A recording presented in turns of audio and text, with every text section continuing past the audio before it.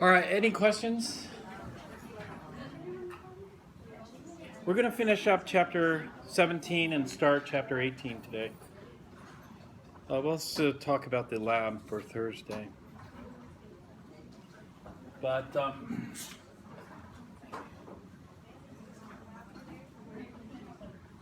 last time we were looking at citric acid titration with sodium hydroxide.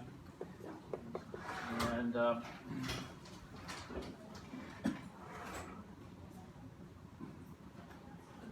we're looking at the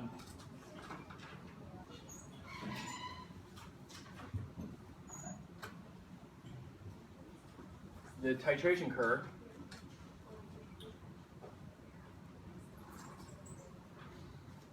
So probably the easiest points to determine in a titration curve are the, not the equivalence points.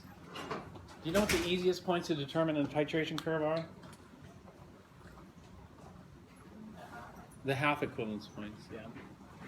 Because at the half equivalence points, the pH is just equal to pKa. So this would be the pKa1 here, the pKa2 here, and the pKa3 here. And so those are the easiest because the pKa's you would either calculate or you'd be given the pKa's. And so for citric acid, it's 3.12, 477, and 640. I think that was it. Is that right? Yeah. Okay, then what would be the next easiest points to calculate on this? Well, those are pretty easy too. The quarter, the 3/4. You know, the quarter equivalence point would be 3.12. Well, the quarter equivalence point would come out at how many milliliters? And so we'd see the first equivalence point comes at 10 milliliters. So one equivalent volume would be 10 milliliters here. So 1/4 of that would be 2.5 milliliters. At 5 milliliters, we'd have the half equivalence. So at the quarter equivalence point, the pH is going to be the pKa minus 0.477, right? At the 3/4 equivalence point, it would be the pKa plus 0.477. And then two more points that are very easy to determine. What would those be in the buffer region?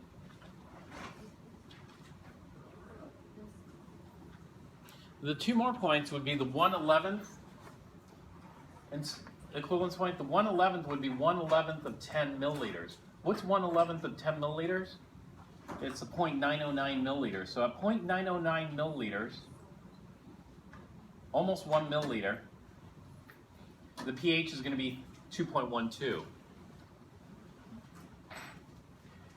All right, at the 10/11ths equivalence point, so 10/11ths of 10 milliliters is 9.09.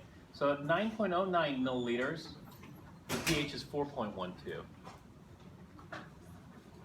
And so those points we can get quickly.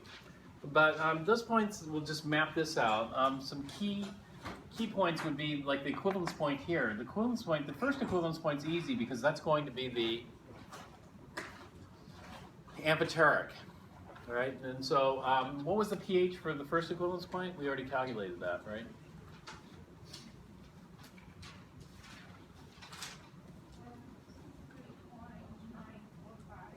.945, so we'll just call it 3.95.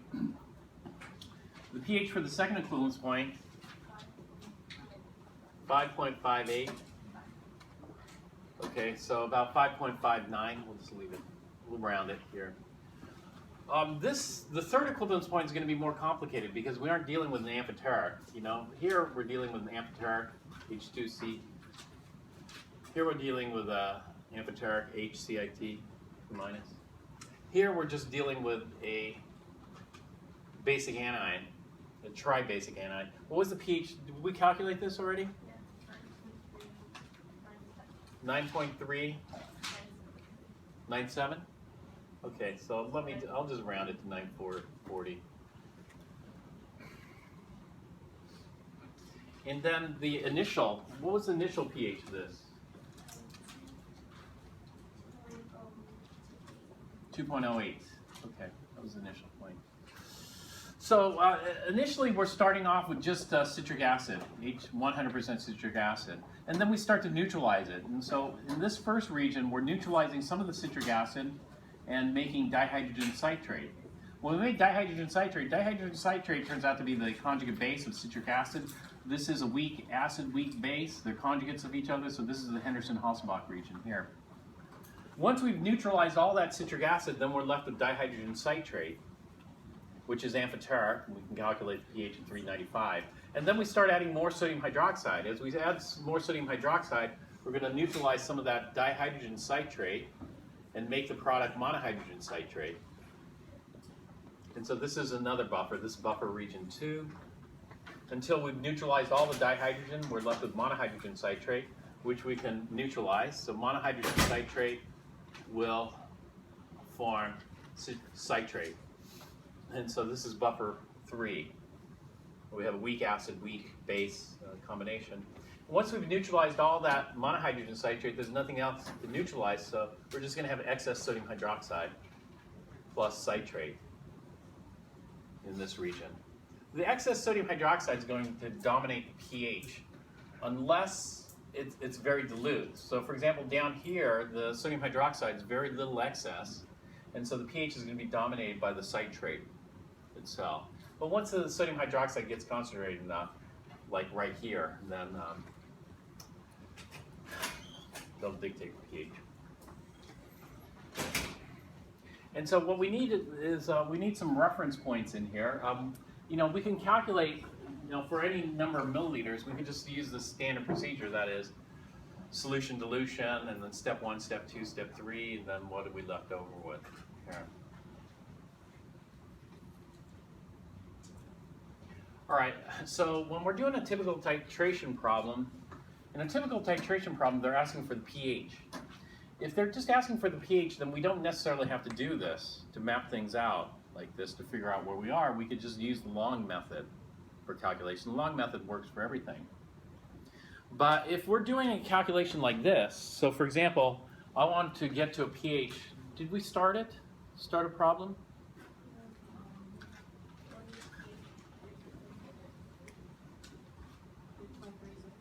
3.30. I want to get a pH of 3.30. How many milliliters will I have to add to that? And so there are two ways we can do that. We can do the shortcut method, or we could do the long method. How far did we get on that? We haven't started it?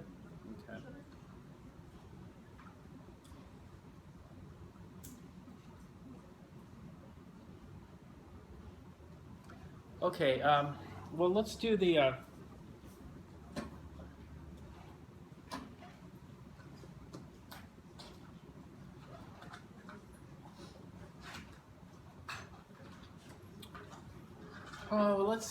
let's do something more complicated. Rather than 3.30, let's go to a pH of let's say 5.00. Now, how many milliliters would it take to get to a pH of 5.00? So this example, we're going to do a pH of 5.00, and the question is, how many milliliters will that take? So the first thing is we have to look, what part of the curve is 5.00? Where in the curve is it? And it turns out that 5.00 would be, in the second buffer region. The second buffer region would go from 395 to 559. And so we're somewhere in there. So this is the second buffer region, in which we're going to have some dihydrogen citrate and monohydrogen citrate present.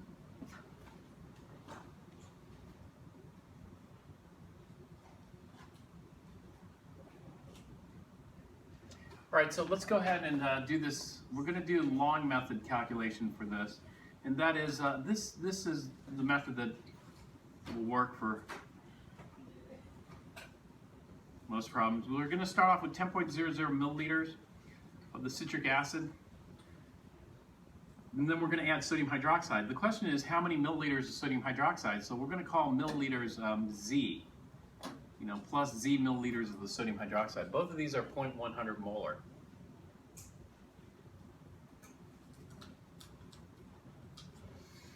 And so the first step is to do what? A solution dilution. So we're going to end up with 10.00 plus Z total volume, milliliters. And then we got to figure out what is the new concentration of the sodium hydroxide. The new concentration of sodium hydroxide is going to equal Z over 10.00 plus Z times 0.100 molar. The new concentration of citric acid is going to be 10.00 divided by 10.00 plus Z. And the concentration is the same, 0.100 molar.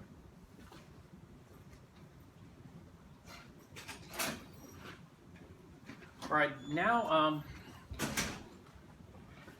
we get the concentrations before reaction, and now we want to do the reaction. The reaction is going to be the strongest acid plus the strongest base. Let's do that over here. The strongest acid present is citric acid. The strongest base present is sodium hydroxide. We do this one step at a time, so I'm not going to neutralize all three protons, just one. And so we're going to generate sodium dihydrogen citrate plus water. All right, these are going to be the initial concentrations before reaction. So I'll call these initial here. They aren't my original concentrations, because the original concentrations will no longer be valid when I mix these solutions together. And so the initial concentrations before reaction we'll plug in here. And so we're going to start off with H3CIT initial, the NaOH initial.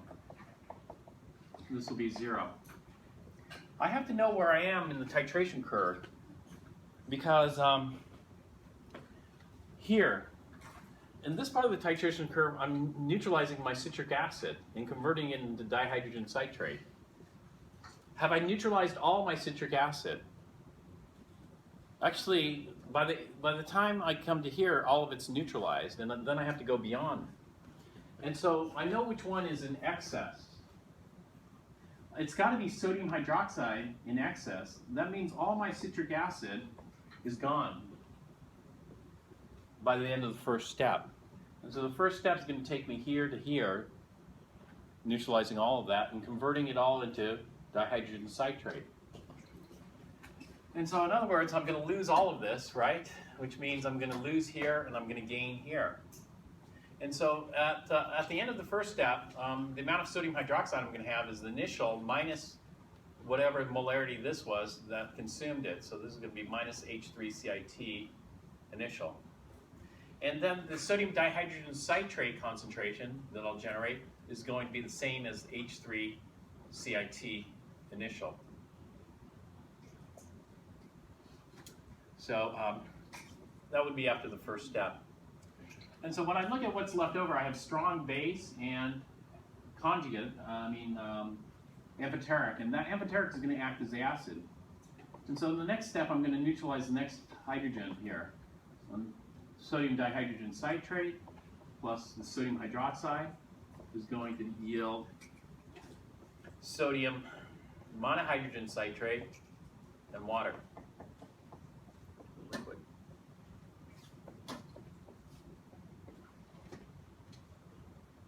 And so for the sodium dihydrogen citrate, that's this. It's going to be the same as the citric acid initial. The sodium hydroxide will be this, and that is the sodium hydroxide initial minus the citric acid initial. And the monohydrogen citrate will be 0. And so now I have to see where I end up. I want to stop around pH 5, which is not quite to the second equivalence point. If I go all the way to the second equivalence point, then I've neutralized all my acid, in this case H2CIT, and replaced it with HCIT. It should be here. But I'm not going all the way to pH 559. I'm stopping at pH 5.00, which means that I don't neutralize all of this. If I don't neutralize all of this, then what's my limiting reagent here? The limiting reagent is going to be sodium hydroxide. I'm not going to have any more sodium hydroxide left, and I'm going to have a mix of these two species. So if that's the case, then this is going to be the H3CIT initial, okay, minus this, so that's going to be minus the NaOH initial minus the H3CIT initial.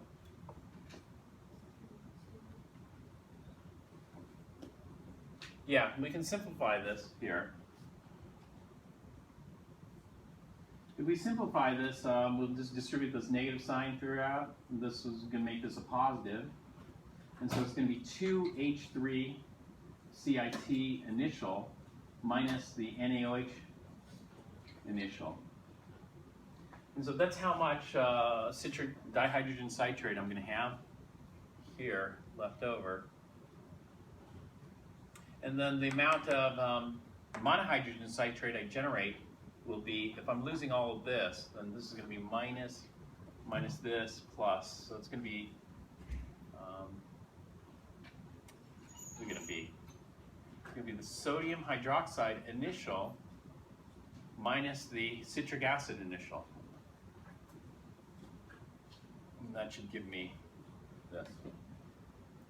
And so I end up with some dihydrogen citrate and monohydrogen citrate here.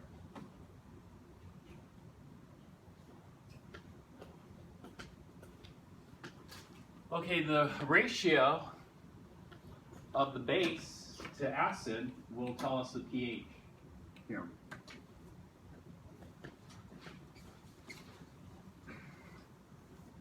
And so what else we need is this.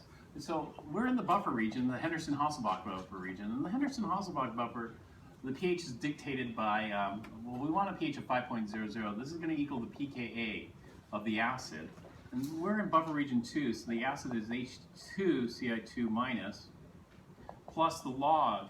And the base is going to be the monohydrogen citrate. And the acid is going to be dihydrogen citrate. Here. Well, the pKa of dihydrogen citrate was just this, 477. That's the pKa, 477. Plus the log of, okay, the HCI2 2 minus concentration at the end would be this. And so it's going to be the log of the sodium hydroxide initial minus the citric acid initial. Okay, divided by the H2Ci2, which is going to be 2 times the citric acid initial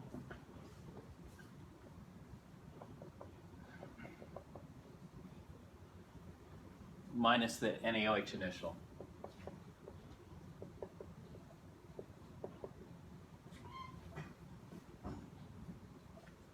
Okay. Then what I'm going to do is I'm going to substitute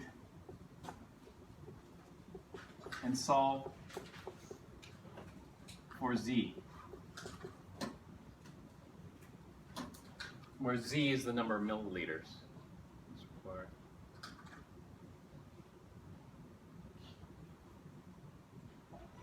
So that will require some algebra to figure out.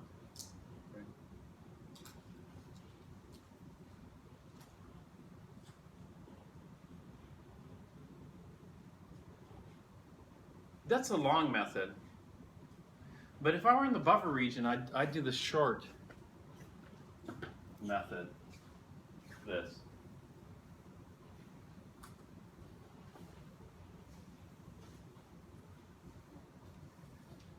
And so you'd finish that problem versus the short method.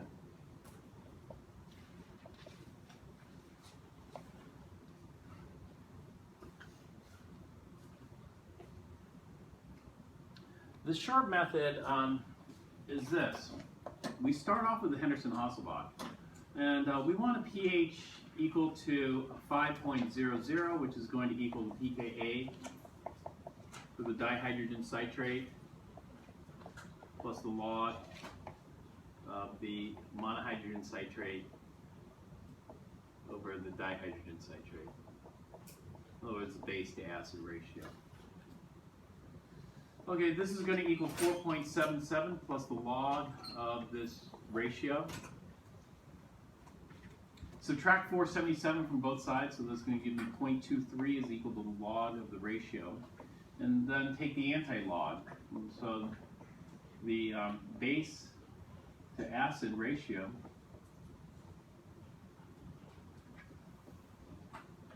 is equal to 10 to the 0.23. And so can somebody punch out 10 to the 0.23?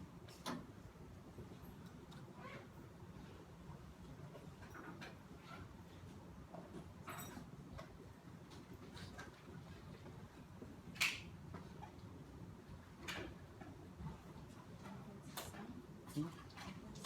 1.69? Give me one more digit. I mean, we're only allowed two, actually. It's just here. 1.698.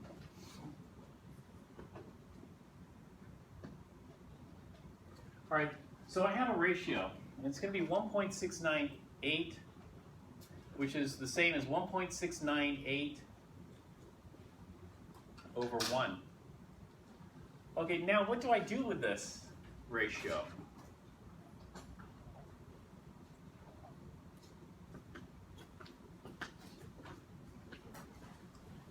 What I have to do with the ratio is I have to relate it to where I am in the titration curve. So let's just zoom in on this buffer region here. That buffer region is going to vary from 3.95. Actually, we have to go beyond 3.95, just above. And it'll end at 5.59. This.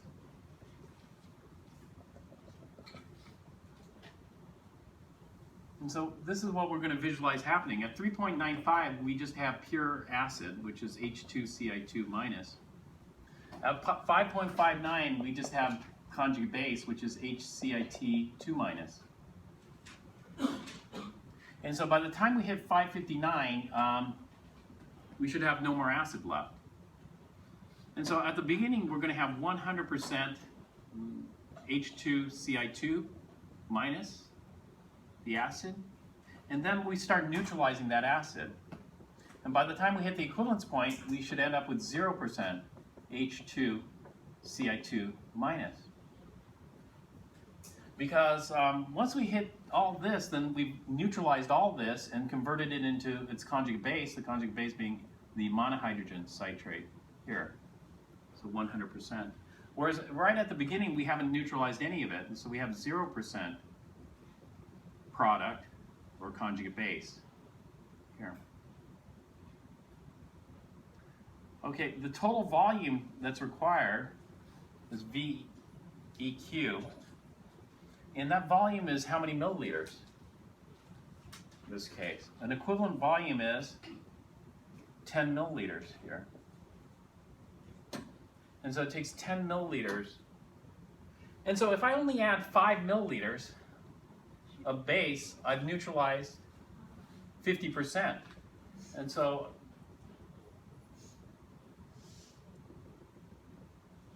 the pH is equal to the pKa plus the log of base to acid. Well, if the base is 50% and the acid is 50%, then it's a 1-to-1 ratio.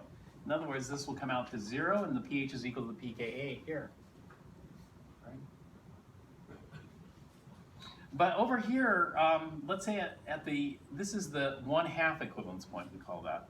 At the 1/4 equivalence point, this is equivalence point 2, by the way. At the 1/4 equivalence point, how much acid do I have? I'm going to have 75% acid, and that means I've neutralized 1/4 of it. 25% has been neutralized. Right? And so I lost 1/4 of it. And so this is the 1/4 equivalence point. The 1/4 equivalence point is like this.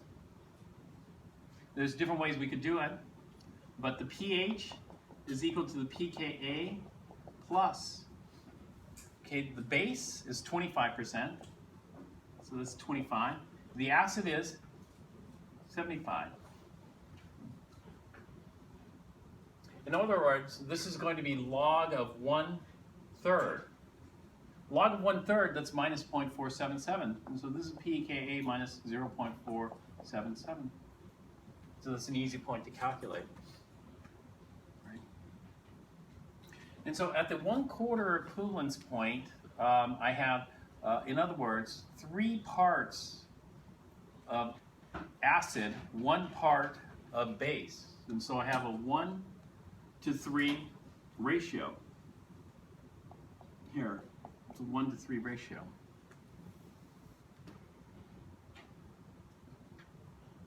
That's the 1/4 equivalence point. And so what I have to do is I have to figure out the relationship between the base to acid ratio and the equivalence point. And so a 1-to-3, base to acid ratio is the 1/4 equivalence point. Now, how do I get that? Shouldn't this be the 1/3 equivalence point, not the 1/4 equivalence point? And the reason why is because of this. We have to look at the total. And so this looks at the total. It's 75% of the total. This is 25% of the total. But when we look at it in terms of parts, it's different. And so here we'll see they're going to be 1 part of base, 3 parts of acid. And so total parts is 4.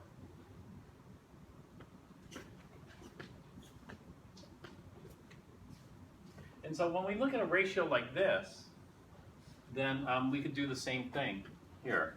Just erase the first part of this. And so if we have a base to acid ratio that is 1.698 to 1, we can think of it like this. We're going to have 1.698 parts of acid and 1 part of base. And so that means the total parts, total parts is 2.698.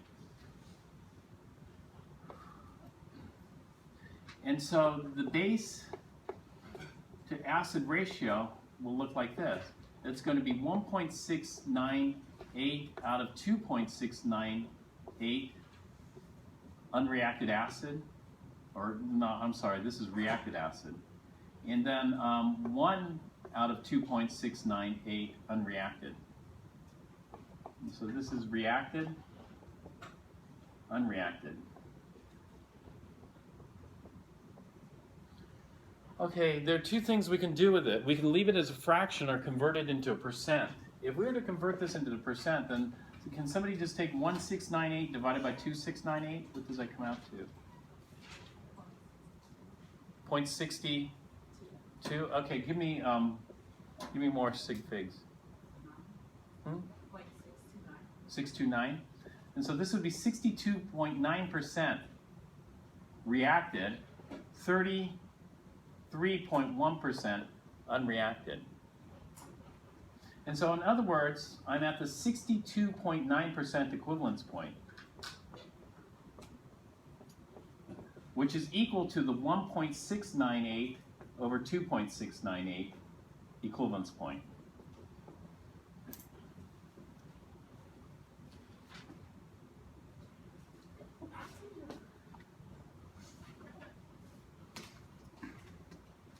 So if I'm at the 62.9% equivalence point, then I can figure out, oops, where would that be? That would be here.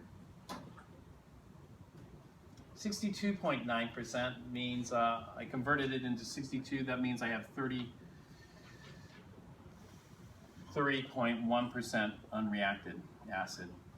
So if I'm at 62.9%, what is 62.9% of 10 milliliters?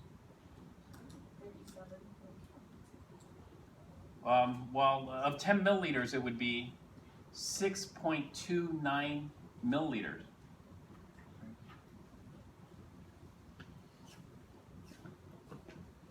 And so I'm at 6.29 milliliters, but that's from here to here. Now it starts at 10 milliliters, so if I'm starting at 10.00 milliliters and then I'm adding an additional 6.29 milliliters, then altogether I'm going to have 16.29 milliliters as the total volume of sodium hydroxide that I have to add to it.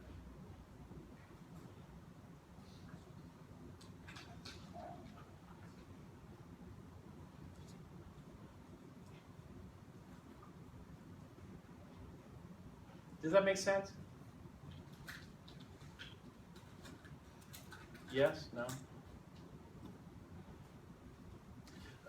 If I'm at the 10/10 equivalence point, how many milliliters? That would be 10 milliliters, right? And so altogether it would be 20 milliliters out from the original.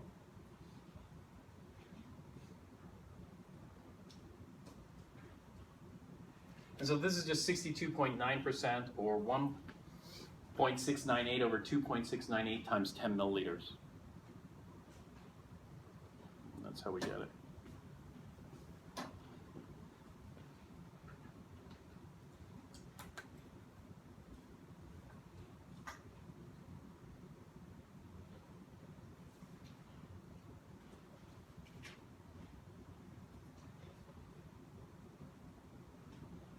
Okay.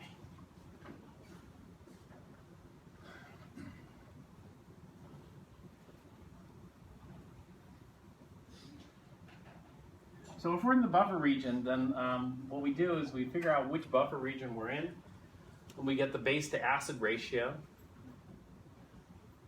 We convert the base to acid ratio into an equivalence point, either by using a percentage or by using a fraction.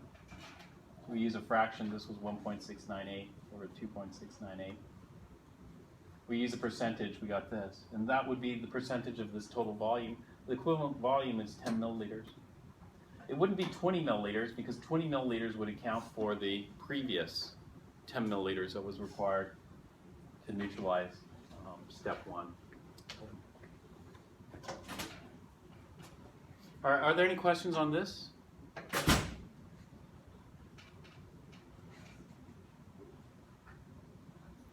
No? All right, the next sample calculation we're going to do is we're going to go for a pH of 10.50. I want to figure out how many milliliters are required to get to a pH of 10.50. And so if we're going to a pH of 10.50, then what region of the titration curve am I in? Excess sodium hydroxide. This is not a buffer, so I can't use the Henderson-Hasselbalch here. I just have excess NaOH. All right, for this type of calculation, I have to use the long method. Even though I use the long method, there are certain shortcuts that you can do, but I'm not going to do them. But first, you just want to get comfortable with the long way of doing things before trying any shortcuts. But you'll see the shortcuts as you do this. And so if we have to use the long method, then we just start over. You know, this would be like a standard titration problem. Standard titration problem, we start at the beginning, 10.00 milliliters of the citric acid. And then we're adding plus Z milliliters of the sodium hydroxide. And so we're going to get the 10.00 plus Z total volume. And then we figure out the NaOH dilution and the citric acid dilution, like we did before.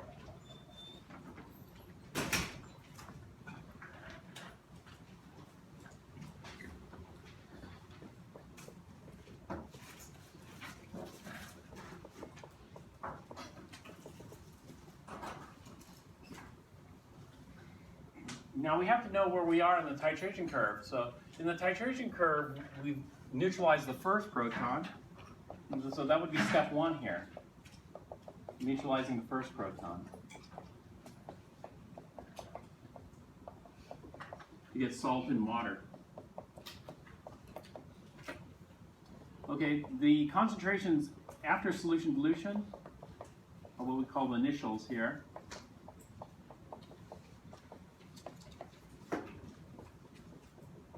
And so I need to know which is in excess, or do I have, stoichiometric, or what is it? I must have excess sodium hydroxide. And so this is going to go down to 0, and then at the end of step 1, I'm going to have NaOH initial minus citric acid initial, and then the dihydrogen citrate is going to just be the citric acid initial.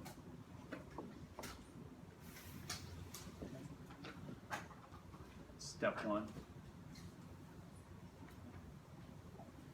Okay, then we go to step 2. Step 2 is, here's my strongest base present, here's my strongest acid, this one, and react them. So in other words, neutralize the second hydrogen on the citric acid. So I'll take sodium dihydrogen citrate plus sodium hydroxide. This is going to yield sodium monohydrogen citrate and water. Okay, the initial concentration of the sodium dihydrogen citrate is the same as the initial concentration of citric acid.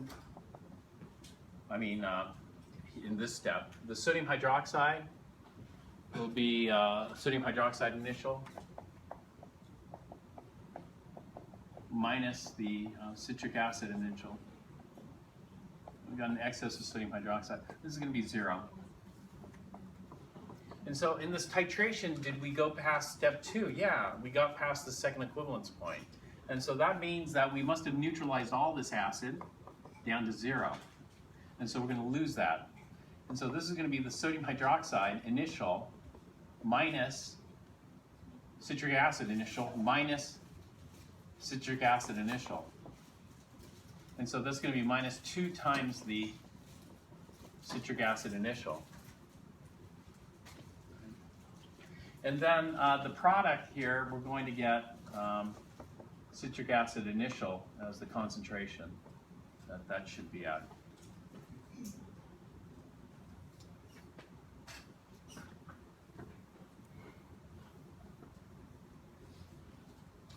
All right, now the waters. Now we're going to neutralize the last proton because we have excess base and monohydrogen. And so we'll take the monohydrogen citrate, react it with sodium hydroxide. This will form sodium citrate and water. Salt and water. K for all of these is very, very large. And so the initial concentration of the monohydrogen citrate here is going to be the same as the initial concentration of citric acid. And the sodium hydroxide, starting on step 3, will be sodium hydroxide initial minus 2 times the citric acid concentration initial. All right. Here, we're going to completely neutralize all of this because we go past the equivalence point. And so this is going to go down to 0. We're going to lose that. And so if we lose that, then we lose that same here and we gain it over here. So this is a minus, minus, and a plus. And so this is going to come out to sodium hydroxide initial minus 2 citric acids, minus 1 citric acid is going to be minus 3 citric acid. Initials. And then over here we're going to add citric acid initial. And so now we're left with excess sodium hydroxide and citrate. And so this is a strong base.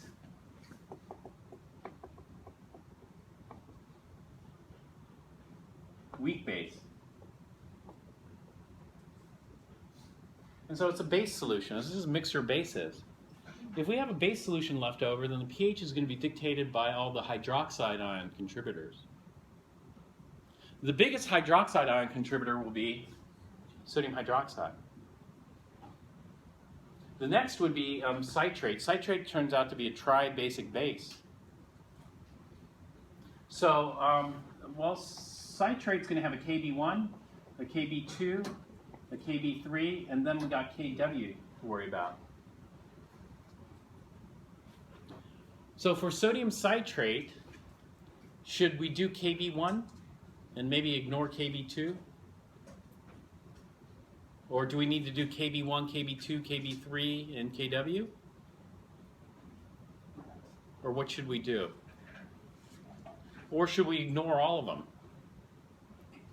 Kb1, Kb2, and Kb3, and Kw. Ignore all of them, because if we have a mixture of strong base and weak base, the strong base will dominate the pH. So maybe we'll just completely ignore the citrate.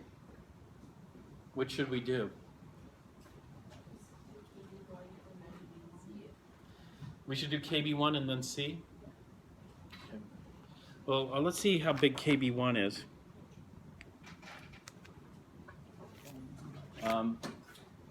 Let's see, Kb1 is going to equal the Kb for citrate itself, Cit3 minus, which is equal to Kw divided by the Ka for its conjugate.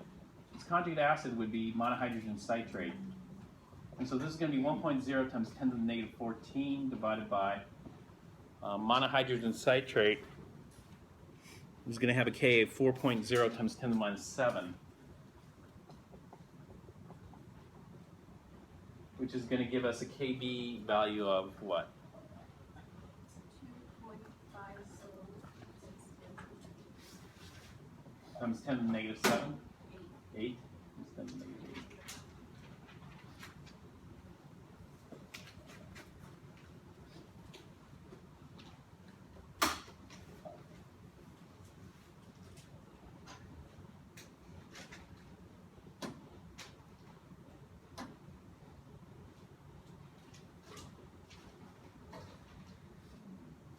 Well, when I look at this, I would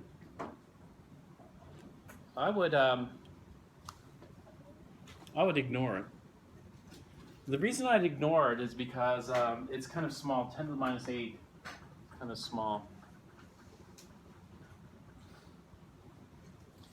And so I would say that the pH is going to be dictated by the sodium hydroxide. Is that okay? When would I consider the weak base? Yeah, when it's more like 10 to the negative 2. It would be like sulfuric acid. You know, sulfuric acid, the pH is going to be dictated by the strong acid, H2SO4. And then when H2SO4 loses a proton, it forms some HSO4 minus. HSO4 minus is weak acid. And so sulfuric acid is like a strong acid, weak acid mixture. You know, the strong acid is the hydronium is going to come out 100%, and the weak acid is going to be HSO4 minus. And so we got strong acid, weak acid mixture. Normally the pH is going to just be dictated by the strong acid, but when would you consider the weak acid? When the K is like 10 to the minus, when the K is big, like 10 to the minus 2, right?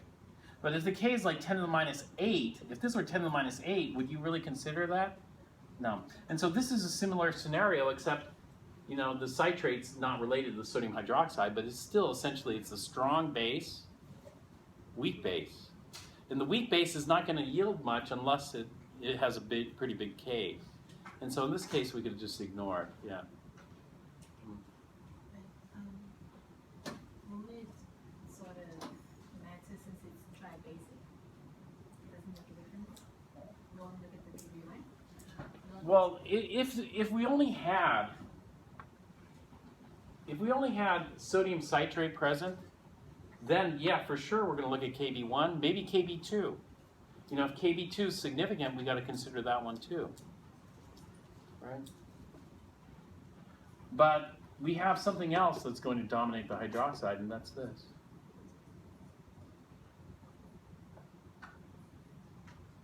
Otherwise, we'd have to add another step to this, or more. You know, if adding more steps to this just means we just keep carrying it down farther and farther, all the way to KW. That's potentially 4 more steps.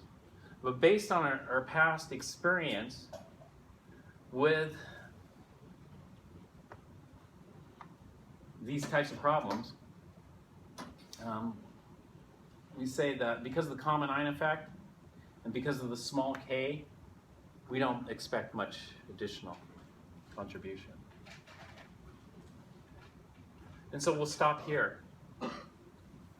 What we're going to do is we're going to assume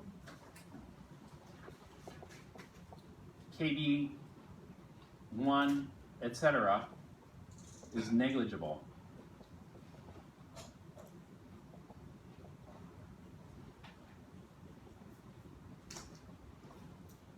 And this is a good assumption because we've seen 10 to the minus 8 is not going to contribute much, especially with common ion. And therefore, we're going to stop here. And so if we stop here, then we know that the pH is 5.00, which means the pOH is going to be 9.00. Oh, no, not actually, that's not what we want. Sorry. We want a pH of 10.50, which means the pOH is going to be 3.50.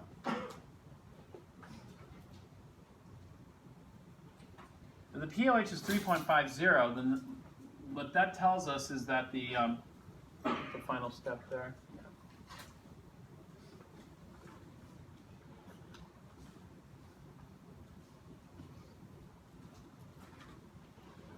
What that tells us is that the hydroxide ion concentration has to equal 10 to the minus pOH molar. This is going to be 10 to the minus 3.50 molar. And that has all that hydroxide is going to come from the sodium hydroxide, with negligible amounts coming from citric acid and negligible amounts coming from water. And so that's got to equal the sodium hydroxide initial minus 3 times the citric acid initial. And then substitute and solve for Z. And then we're done with this.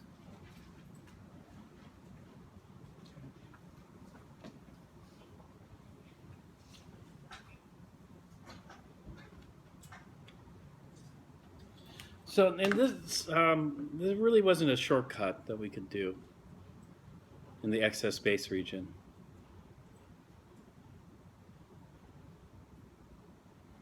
All right, any questions on this? How do you get KB1 to be equal to KB times citrate? Oh, KB1 of citrate. KB1 of citrate is equal to KB of citrate. KB2 of citrate is equal to KB of monohydrogen citrate. And KB3 of citrate is a tribasic base, is equal to KB of dihydrogen citrate.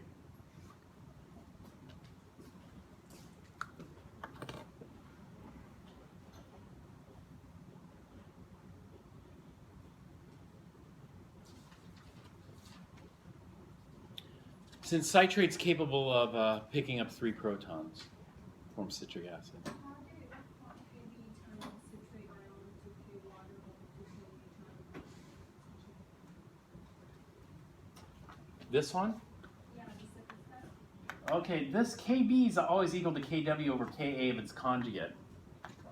And so Kb for citrate is equal to Kw over Ka for monohydrogen citrate. That comes from this relationship, that Kw is equal to Ka times Kb, as long as these are conjugates of each other. If these are conjugates, then everything cancels out except hydronium and hydroxide. And that's the proof for this equation.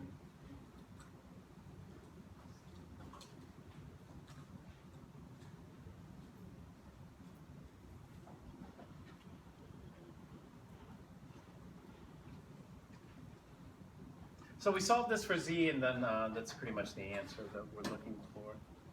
Are there any questions on this? All right, what we're going to do is we'll take a break and then continue our discussion here. Let's take a break for a bit.